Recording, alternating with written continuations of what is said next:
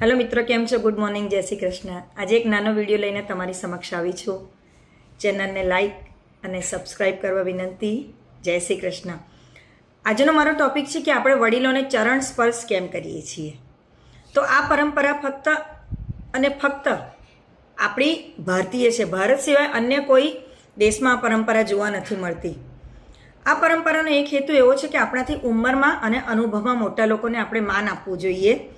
कारण के जे लोग आपणाथी उंमरमां मोटा होय छे तेओए संसारनो वधु अनुभव करेलो होय छे।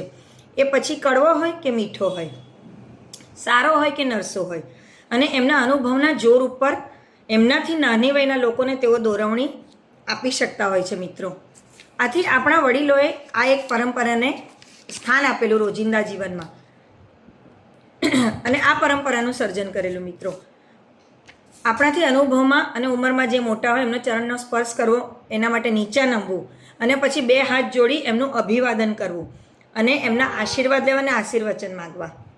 આ પરંપરાનો બીજો અર્થ એવો તારવી શકાય કે એ લોકોએ આપણાથી જે ઉંમરમાં મોટા હોય એ લોકોએ તીર્થાટન કરેલું હોય છે, વધુ એ ચાલેલા હોય છે અને પવિત્ર સ્થાનોમાં એમણે ભ્રમણ કરેલું હોય છે। તો એમના ચરણનો સ્પર્શ કરવી, એમના સ્પંદનને તમારા હૃદયમાં આત્મસાત કરવું, એનાથી પણ એક મોટો લાભ થતો હોય છે।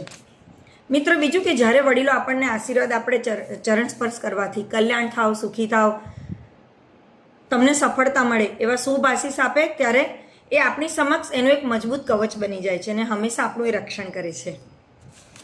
એના માટે હંમેશા વડીલોને આપણે નીચા નમી આશીર્વાદ માગવા જોઈએ।